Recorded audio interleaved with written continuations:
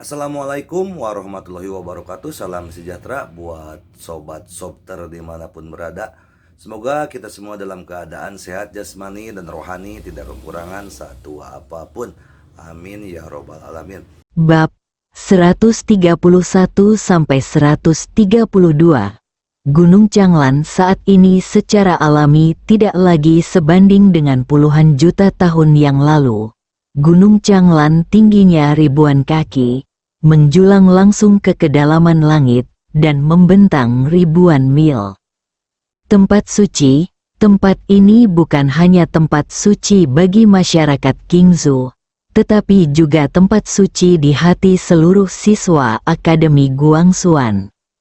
Setiap tahun, banyak siswa akademi datang ke sini untuk belajar dan memahami. Ahli pedang manusia, setiap kali orang di dunia menyebut dua kata ini, sedikit rasa hormat akan muncul di hati mereka. Saat ini, Gunung Changlan sangat ramai. Di kaki Gunung Changlan dan di lereng gunung, terdapat lautan manusia, sangat ramai. Semua orang menunggu, bukan rahasia lagi bahwa Ye Guan dicari oleh Akademi Guangxuan, dan fakta bahwa Ye Guan datang ke Qingzhou untuk mengajukan petisi telah menyebar ke seluruh negara bagian. Hai Guan, orang-orang di Qingzhou pasti sudah tidak asing lagi dengan Ye Guan. Selama tes seni bela diri alam atas, Ye Guan lah yang memenangkan tempat pertama, mengganggu monopoli Qingzhou selama ribuan tahun. Dan sekarang, Ye Guan telah datang ke Qingzhou. Setelah mendengar berita tersebut, semua jenius di Qingzhou bergegas ke Akademi Changlan. Ada yang penasaran, ada yang sombong, tentu saja kebanyakan dari mereka masih penuh permusuhan. Bagaimanapun, Ye Guan merampas kehormatan 1000 tahun Qingzhou. Akhirnya, di bawah pandangan semua orang, seorang pria muda muncul di jalan berbatu biru di kejauhan. Hai Guan, muncul, mata semua orang menatap Ye Guan. Pendekar pedang jenius dari Nanzhou, Ye Guan berjalan perlahan menuju Akademi Changlan. Dia melihat sekeliling dan sedikit terkejut melihat begitu banyak orang. Begitu banyak orang yang datang untuk menyambutmu. Namun segera, dia menemukan bahwa orang-orang ini sepertinya tidak ada di sini untuk menyambutnya. Mata beberapa orang jelas penuh permusuhan. Ye Guan tidak banyak berpikir dan terus berjalan menuju akademi. Dia menatap Akademi Guangxuan di Gunung Changlan dan menarik napas dalam-dalam. Akademi Guangxuan, ahli pedang manusia. Pikiran untuk bertemu dengan ahli pedang manusia membuatnya sedikit bersemangat. Bagaimanapun, itu adalah idolanya.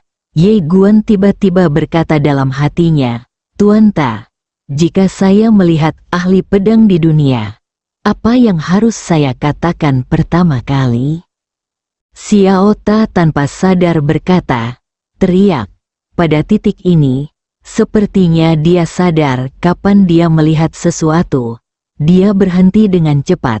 Setelah hening beberapa saat, dia berkata, apa yang ingin kamu katakan? Ye Guan menyeringai, aku tidak tahu, Xiao Ta. Berkata, terserah kamu, katakan saja sesukamu mau. Ye Guan mengangguk, oke, pada saat ini. Seorang pemuda tiba-tiba muncul tidak jauh dari Ye Guan. Pemuda itu memandang ke arah Ye Guan. Apakah kamu itu Nanzhou Ye Guan? Ye Guan melirik pemuda itu dan mengangguk, iya. Pemuda itu mencibir, kaulah yang mengalahkan Anmu dan merebut tempat pertamaku di Qingzhou. Pemuda itu tiba-tiba membuka telapak tangannya. Dan sebuah tombak muncul di tangannya. Dia mengarahkan tombak itu ke Ye Guan dan berkata dengan suara dingin, ayo, coba saya lihat berapa beratmu. Begitu suara itu turun, Sebuah pedang tiba-tiba tertancap di antara alis pemuda itu. Melihat pemandangan ini, semua orang tercengang. Pemuda itu memandang Ye Guan di depannya dengan tidak percaya. Ye Guan tidak mengatakan omong kosong apapun, meletakkan pedangnya dan pergi. Di tempat, wajah pemuda itu menjadi sangat jelek. Tiba-tiba, dia berbalik dan menatap Ye Guan, dan berkata dengan marah, "Kamu menyerang secara diam-diam. Saya tidak menerimanya." Ye Guan tiba-tiba melambaikan lengan bajunya. Tertawa, sinar cahaya pedang memancar dari tenggorokan pemuda itu, dan dalam sekejap, kepala pemuda itu terbang langsung hingga belasan kaki jauhnya. Semua orang terkejut. Ye Guan tampak tenang, tanpa omong kosong, dan terus berjalan menuju kejauhan. Pada saat ini, seorang pria tiba-tiba menunjuk ke arah Ye Guan dengan marah. "Beraninya kamu membunuh orang di Qingzhou? Kenapa? Kamu meremehkan orang Qingzhouku." Semua orang Qingzhou memiliki rasa bangga, karena ini adalah tempat kelahiran ahli pedang di dunia. Tentu saja banyak orang yang mengubah rasa bangga ini menjadi rasa superioritas. Mendengar kata-kata pria itu, beberapa orang jenius Qingzhou di lapangan tiba-tiba menjadi marah. Bunuh di depan umum, ini merupakan penghinaan bagi Qingzhou dan mereka.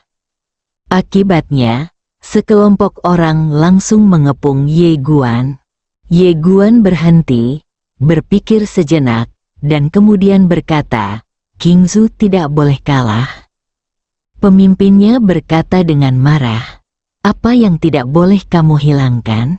Ye Guan terkekeh, "Selama ujian seni bela diri, saya mengalahkan Anmu." Keluargaan secara terbuka membalas saya.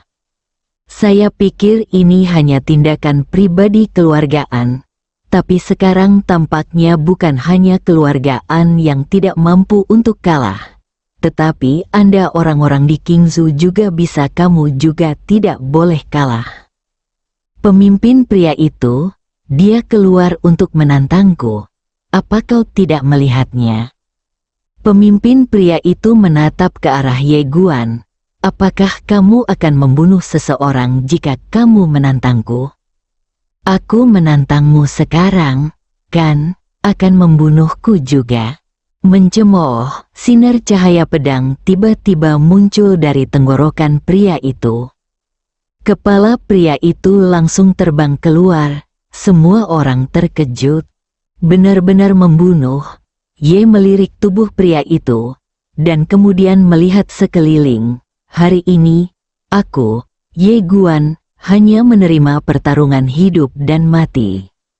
Siapapun yang menantangku secara otomatis akan diperlakukan sebagai pertarungan hidup dan mati."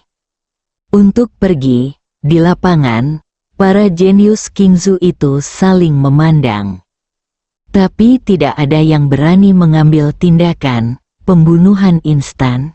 Terlalu kejam. Ketika Ye Guan sampai di alun-alun Batu Biru, seorang lelaki tua tiba-tiba muncul di depan Ye Guan. Ketika mereka melihat orang itu datang, semua orang di sekitar mereka terkejut, dan kemudian mereka semua memberi hormat. "Saya telah bertemu Presiden Lu Xuan, Presiden Akademi Qingzhou Guangxuan saat ini." Ye Guan berhenti dan menatap lelaki tua di depannya dengan ekspresi tenang. Kepala Lu menatap Ye Guan dengan ekspresi rumit. "Tuan Ye, maaf, saya tidak bisa membiarkan Anda masuk akademi." Saat suara itu jatuh, sekelompok pria kuat tiba-tiba muncul di sekitar mereka, berjumlah ribuan, dan di antara mereka, ada ratusan pria kuat di alam kesengsaraan ilahi. Ratusan alam bencana ilahi, selain itu, termasuk pemimpin Akademi Lu, ada juga 3 orang di alam Dengfeng. Melihat barisan ini, Ekspresi Ye Guan setenang air. Inilah yang dia harapkan. Ye Guan membuka telapak tangannya, dan sebuah lencana tiba-tiba muncul di tangannya. Lencana percobaan raja, dia telah menyimpan lencana ini. Ye Guan membuka telapak tangannya, dan lencana pengadilan raja perlahan melayang di depan Lu Xuan. Melihat lencana di depannya, Lu Xuan tiba-tiba terdiam. Kaisar Pedang Yeyu, ini adalah sistem penghargaan yang ditetapkan oleh Kaisar Pedang Yeyu. Siapapun yang memegang lencana ini dapat memasuki akademi manapun, dan akademi tidak dapat menghentikan mereka dengan alasan apapun. Mengapa Anda mengatakan Anda tidak bisa menghentikannya karena alasan apapun? Karena ketika seseorang muncul dengan lencana ini, itu membuktikan bahwa Kaisar Pedang Yeyu telah bertemu orang tersebut dan memeriksa karakter dan wataknya. Melihat lencana ini, Lu Xuan tiba-tiba terdiam. Di saat yang sama, dia sangat bingung. Pemuda ini pasti pernah bertemu Kaisar Pedang Yeyu. Mungkinkah dia murid Kaisar Pedang Yeyu? Lu Xuan memandang Ye Guan penuh keraguan. Saat ini, Ye Guan tiba berkata, dia memberitahuku bahwa selama aku memiliki benda ini, aku bisa masuk akademi manapun kecuali akademi utama. Senior, apakah dia benar? Saat ini, dia tiba-tiba menjadi malu. Negatif, jika Kaisar Pedang Yeyu memiliki hubungan yang tidak biasa dengan pemuda ini, Kaisar Pedang Yeyu pasti akan datang ke Akademi Qingzu di masa depan. Jangan bilang, dia sangat takut, orang-orang di Sekte Pedang semuanya tidak masuk akal. Namun, Ye Guan juga diinginkan oleh Akademi. Jika Ye Guan diizinkan masuk, dia mungkin akan kehilangan posisinya.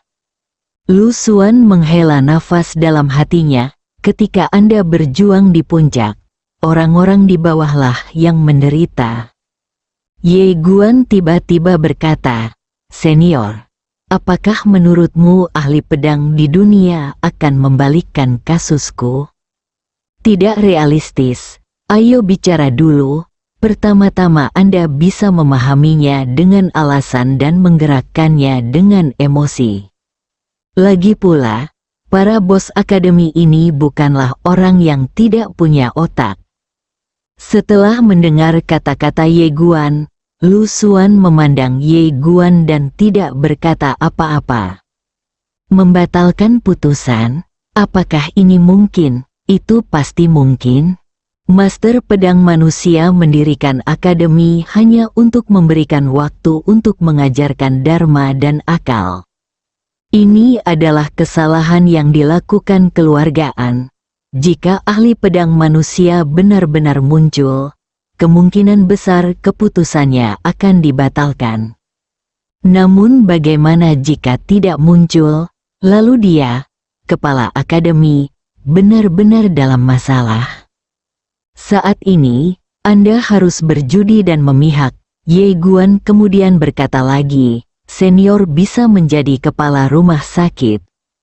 Dia jelas bukan penjahat, dia juga harus memiliki keadilan di hatinya.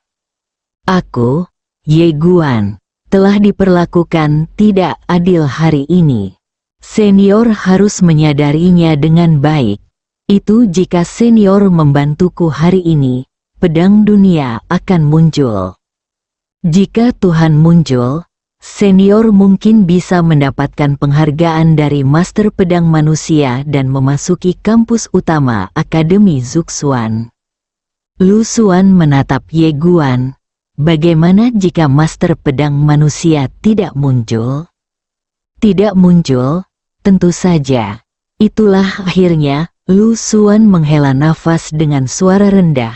Tuan Ye, tentu saja saya tahu keseluruhan cerita tentang Anda. Namun, ini terlalu rumit dan melibatkan terlalu banyak hal. Selain itu, Akademi telah mengeluarkan perintah buronan untuk Anda. Jika saya melepaskanmu, dulu, Akademi pasti akan menghukumku, jadi maafkan aku. Meskipun Sekte Pedang sangat kuat, ia masih dikendalikan oleh Akademi. Dan dia punya alasan untuk menghentikan Ye Guan. Bahkan jika Jian Zong datang mencarinya, dia pasti punya alasan. Bagaimanapun juga, dia berada di bawah yurisdiksi Akademi dan wajar baginya untuk mematuhi perintah Akademi. Tapi jika dia mencari bantuan dari Ye Guan dan Akademi, dia tidak punya alasan. Yang paling penting adalah Jian Zong tidak memiliki hak untuk mencopot Wu Samao-nya, tetapi kabinet Akademi berhak. Mendengar kata-kata Lu Xuan, Ye Guan mengangguk sedikit. Saya mengerti. Lu Xuan memandang Ye Guan dan tidak mengambil tindakan, karena orang-orang kuat dari Akademi akan segera tiba. Pada saat itu, Akademi secara alami akan menangani masalah ini, dan dia tidak boleh ikut campur. Ye Guan menatap Gunung Changlan. Setelah hening beberapa saat, dia tiba-tiba terkekeh. Tuan Ta, saya ingin keadilan. Mengapa begitu sulit? Xiao Ta berkata, jika Anda menginginkannya, Anda tidak akan datang. Keadilan hanya dapat dicapai melalui kekuatan. Ye Guan mengangguk, saya mengerti. Saya sangat memahaminya. Saat dia mengatakan ini, dia menatap Lu Xuan di depannya. Senior, saya tersinggung. Dia tiba-tiba melangkah maju. Ambil langkah ini, dan cahaya pedang akan menembus lapangan. Lakukan. Melihat pemandangan ini, semua orang kaget. Mereka tidak menyangka Ye Guan berani mengambil tindakan. Ini adalah orang kuat di alam Dengfeng. Terlebih lagi, ada begitu banyak pria kuat di sekitar. Apakah dia mencoba melawan seluruh Akademi Qingzu Guangxuan sendirian? Lakukan. Melihat Ye Guan tiba-tiba datang untuk membunuh, mata Lu Xuan tiba-tiba menyipit. Wajahnya penuh kesungguhan. Meskipun ranah Ye Guan jauh lebih rendah darinya, dia tidak berani gegabah. Kaisar Pedang, selain itu, dia juga seorang kaisar pedang kuasi hebat. Tidak ada yang berani meremehkannya, terutama pedang yang dipegang Ye Guan di tangannya saat ini bukanlah benda fana. Kemungkinan besar itu adalah tingkat dewa legendaris. Ye Guan sangat cepat, dan pedang ini adalah jurus mematikan. Pembunuhan instan dengan satu pedang, melanggar peraturan. Dia tahu bahwa di tempat ini, dia tidak memiliki banyak kesempatan untuk bergerak. Jadi ketika dia bergerak, itu adalah gerakan yang mematikan. Karena dia sangat dekat dengan Lu Xuan, saat Ye Guan menghunus pedangnya, Lu Xuan terkejut. Dia tidak berani ceroboh sama sekali. Dia tiba-tiba mengepalkan tangannya, dan sepotong petir merah muda meledak dari tangannya tubuh. Tertawa, namun, pedang singgau di tangan Ye Guan merobek guntur dengan sangat mudah. Ekspresi Lu Xuan tiba-tiba berubah, dan dia buru-buru mundur, tapi masih sedikit terlambat. Tertawa, di bawah tatapan semua orang, salah satu lengan Lu Xuan terangkat, darah berceceran beberapa meter jauhnya. Ye Guan hendak memanfaatkan kemenangan dan mengejar kemenangan. Pada saat ini, nyala api dan bilah angin tiba-tiba meledak ke arahnya. Ye Guan menebas dengan pedangnya, ceka, nyala api dan bilah angin langsung terpotong-potong. Ye Guan menghentakkan kaki kanannya dengan keras, dan berubah menjadi cahaya pedang untuk membunuh Lu Xuan. Langgar aturan dengan satu pedang, kecepatannya sangat cepat. Mata Lu Xuan tiba-tiba menyusut, dan dia terkejut.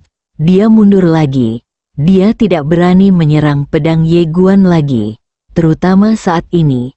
Salah satu lengannya telah dipotong oleh Ye Guan. Namun, kecepatan Ye Guan sangat cepat sehingga dia berada di depannya dalam sekejap mata. Tapi saat ini, waktu dan ruang di depan Ye Guan tiba-tiba menjadi aneh. Segera setelah itu, kecepatan Ye Guan melambat dalam sekejap. Ledakan, tiba-tiba, kekuatan misterius melonjak dari ruang sekitarnya, dan kekuatan yang kuat itu langsung menjatuhkan Ye Guan kembali ke tanah hanya beberapa meter jauhnya. Setelah Ye Guan berhenti, sentuhan darah tiba-tiba mengalir dari sudut mulutnya. Dia berbalik dan melihat, dan ada seorang wanita duduk di sana beberapa meter jauhnya di sebelah kanan. Wanita itu mengenakan gaun hijau, dengan penampilan tiada taraf dan kepala penuh rambut putih. Pesulap, terlebih lagi, setidaknya dia adalah seorang penyihir surgawi. Di sisi lain, setelah Lu Xuan berhenti, wajahnya penuh ketakutan. Dia menatap pedang di tangan Ye Guan.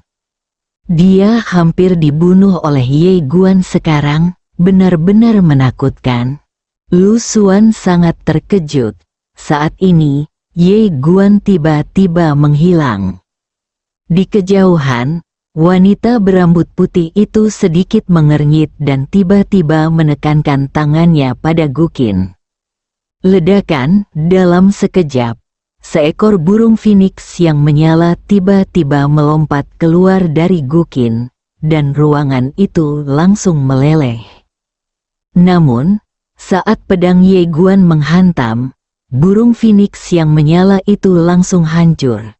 Saat pedang Ye Guan menghantam di depan wanita itu berubah menjadi kepulan asap dan menghilang. Ye Guan berbalik dan melihat 100 kaki jauhnya di sebelah kanan. Wanita itu sudah ada di sana.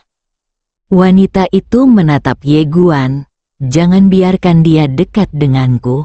Jelas, dia juga takut dengan pedang Ye Guan. Mendengar kata-kata wanita itu, dua orang kuat alam Dengfeng lainnya berdiri tepat di depan wanita itu. Pada saat yang sama, orang kuat alam kesengsaraan ilahi di sekitarnya tiba-tiba mulai bergegas menuju Ye Guan. Badai energi yang tak terhitung jumlahnya.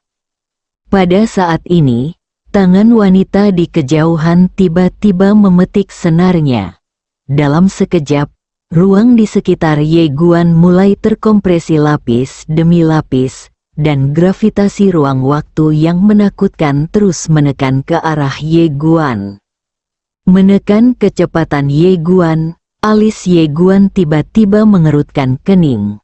Dia mengabaikan pria kuat di alam kesengsaraan ilahi di sekitarnya, tetapi terus menatap wanita berambut putih di kejauhan. Ketika orang-orang kuat di alam kesengsaraan ilahi bergegas menuju Ye Guan tiba-tiba menghilang dari tempat itu seperti hantu. Tertawa, ruang gravitasi di sekitarnya langsung hancur pada saat ini. Pedang berjalan, akan mudah bagi pedang ini untuk mematahkan gravitasi ruang angkasa. Ye Guan tiba-tiba muncul di depan wanita berambut putih itu, dan pada saat ini, kedua orang kuat Dengfeng jelas sedang berjaga-jaga. Salah satu dari mereka berubah menjadi bola api dan langsung mengenai Ye Guan, sementara salah satu dari mereka menunjuk pada satu titik. Bilah angin yang tak terhitung jumlahnya menebas ke arah Ye Guan seperti badai yang dahsyat. Keduanya berada di alam Dengfeng, jadi mereka bisa menggunakan kekuatan langit dan bumi hingga setingkat Dengfeng. Sangat mengerikan, kilatan keganasan melintas di mata Ye Guan. Dia tidak berhenti, tapi mempercepat. Tertawa, tiba-tiba, Suara robekan tiba-tiba bergema dari lapangan, dan kemudian, Ye Guan benar-benar merobek bola api dan bilah angin yang tak terhitung jumlahnya dengan satu pedang. Ekspresi kedua lelaki tua itu berubah drastis dalam sekejap, tapi tak satu pun dari mereka berani berdiri di depan Ye Guan. Mereka hanya bisa menyaksikan Ye Guan membunuh wanita berambut putih itu. Wanita berambut putih itu menatap pedang pembunuh itu, dan tangannya tiba-tiba memetik senarnya dengan cepat. Dalam sekejap, ruang dan waktu di depannya tiba-tiba terbelah, dan kemudian, sebuah tangan raksasa ilusi terulur dari atas. Ledakan, kekuatan mengerikan langsung membanjiri wilayah Ye Guan. Di saat yang sama, wanita berambut putih tiba-tiba memetik senarnya dengan cepat, dan gelombang suara meledak ke arah Ye Guan seperti badai yang dahsyat. Bunuh. Pada saat ini, suara gemuruh tiba-tiba terdengar dari kejauhan, dan saat berikutnya, tangan raksasa itu hancur, dan cahaya pedang menghantam tepat di depan wanita berambut putih itu. Mata wanita berambut putih itu sedikit menyipit, dan saat berikutnya, dia menghilang tertiup angin seperti gumpalan asap. Tertawa, pedang Ye Guan langsung membunuh musuh. Saat ini, wanita berambut putih telah muncul 100 kaki jauhnya di sebelah kanan, namun, begitu dia berhenti, pedang udara terbang ke arahnya. Ilmu pedang. Melihat pedang terbang itu, wanita berambut putih itu tiba-tiba mengeluarkan pedang dari dasar piano dengan tangan kanannya, lalu menikamnya. Ledakan, pedang udara Ye Guan terhalang oleh pedangnya. Melihat pemandangan ini, semua orang yang menyaksikan pertempuran itu terkejut. Pada saat ini, seseorang tiba-tiba berkata dengan ngeri, dia adalah ketua Mu Youyu yang berlatih piano dan pedang di akademi. Kepala siswa akademi Qingzu Guangxuan. Dia adalah seorang pesulap dan pendekar pedang. Selain itu, dia juga seorang kultivator pedang kaisar pedang setengah langkah. Meskipun dia hanya kaisar pedang setengah langkah, dia menggabungkan pedang dengan sihir ilahi, dan kekuatan tempurnya tidak lebih lemah dari kaisar pedang. Ini juga sebuah legenda. Saat itu, Sekte Pedang Akademi Guangxuan datang ke Qingzu untuk menerima dia secara pribadi, tapi sayangnya, dia menolak. Tolak untuk bergabung dengan Sekte Pedang, dan dia tidak bersekolah di akademi utama. Tidak ada yang tahu kenapa. Sejak bertahun-tahun yang lalu, dia jarang muncul di mata dunia. Namun kali ini, dia benar-benar muncul. Di kejauhan, kamu memandang wanita di kejauhan, diam. Tentu saja, dia sedikit terkejut. Wanita ini bukan hanya seorang penyihir, tapi juga seorang kultivator pedang. Budidaya ganda sihir dan pedang. Saya harus mengatakan, ini luar biasa. Pada saat ini, Mu Youyu tiba-tiba duduk. Dia meletakkan pedangnya, lalu meletakkan tangan kanannya di atas piano, dan dia mulai memainkannya dengan lembut. Suara pianonya sangat damai, seperti air deras yang mengalir, seperti angin sepoi-sepoi bertiup di wajahmu. Namun, ruang di sekitar Ye Guan mulai retak sedikit demi sedikit. Mata Ye Guan menyipit. Pada saat ini, kecepatan Mu Youyu mulai meningkat, dan pada saat ini, suara piano secepat badai yang dahsyat. Klik, ruang di sekitar Ye Guan tiba-tiba runtuh, dan hampir di saat yang sama, Ye Guan menghilang dari tempatnya.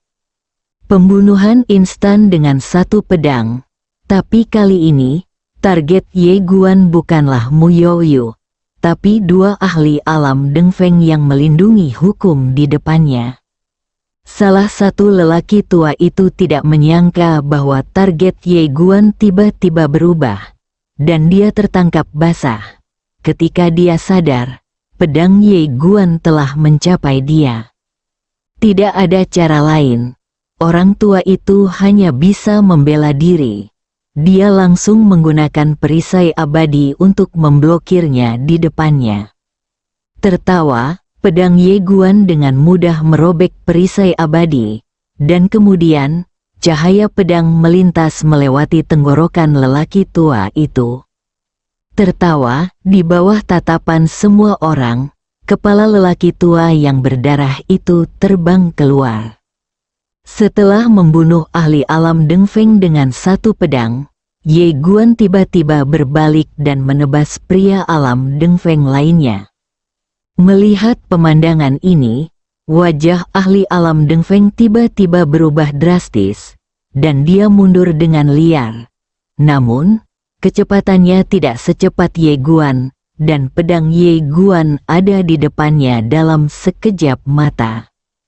Pada saat ini, ahli alam Deng Feng ini sangat ketakutan, karena dia menemukan bahwa pedang di tangan Ye Guan benar-benar menakutkan. Jika dia bertarung keras dengannya, dia akan mati. Tapi jika dia tidak bertarung dengannya, Ye Guan akan lebih cepat darinya. Bikuge baru. Tidak ada solusi. Pada saat kritis ini, suara piano tiba-tiba terdengar dari samping. Dan saat suara piano berbunyi, gelombang suara api yang menakutkan tiba-tiba melanda di belakang Ye Guan. Kelilingi Wei dan selamatkan Zhao. Jika Ye Guan tidak berbalik, gelombang suara api ini akan menghantam Ye Guan. Dan jika Ye Guan berbalik, orang kuat di alam Deng Feng akan terselamatkan. Tapi Ye Guan tidak berbalik. Tertawa, pedang Xingdao menembus langsung ke alis orang kuat itu. Di saat yang sama, pedang udara menebas gelombang suara api. Tapi pedang udaranya tidak bisa menghentikannya sama sekali. Ledakan, pedang udara hancur, dan gelombang suara api masih mengenai Ye Guan. Ledakan, Ye Guan langsung terlempar lebih dari 10 kaki jauhnya, dan ketika dia berhenti, api di belakangnya mulai menyala. Pada saat ini, kekuatan pedang melonjak keluar dari tubuhnya dan memadamkan api, tetapi punggungnya sudah berdarah dan berdarah. Ye Guan berbalik dan menatap wanita berambut putih itu. Dia mengeluarkan ramuan penyembuh dan meminumnya. Saat dia meminum ramuan itu, gas hijau tiba-tiba menyelimuti punggungnya, dan kulitnya mulai berubah. Saat ini, Ye Guan mengeluarkan pil pemulihan lagi dan meminumnya. Wanita berambut putih itu juga menatap Ye Guan, kaget di dalam hatinya. Dia tidak menyangka Ye Guan bisa membunuh 2 orang di bawah kendalinya. Pedang, mata wanita berambut putih itu tertuju pada pedang di tangan Ye Guan. Ye Guan sendiri sangat kuat, tapi tanpa pedang ini, jelas mustahil bagi Ye Guan untuk membunuh alam Deng Feng. Pedang ini tidak bisa dihancurkan. Ye Guan tiba berjalan menuju Mu Youyu dengan pedangnya. Melihat pemandangan ini, wajah Lu Xuan, kepala akademi di kejauhan, tiba-tiba berubah drastis. Akademi sekitarnya segera terbang ke kiri dan kanan Mu Youyu. Dan pada saat ini, Ye Guan tiba-tiba menghilang dari tempatnya. Melihat pemandangan ini, ekspresi semua orang tiba-tiba berubah drastis, dan mereka hendak mengambil tindakan. Tetapi saat berikutnya, semua orang tercengang. Tujuan Ye Guan bukanlah Mu Youyu, tapi Akademi Guangxuan. Dia terbang menuju Akademi Guangxuan. Melihat pemandangan ini, semua orang tercengang. Astaga, apa yang kamu lakukan di sini? Bersambung.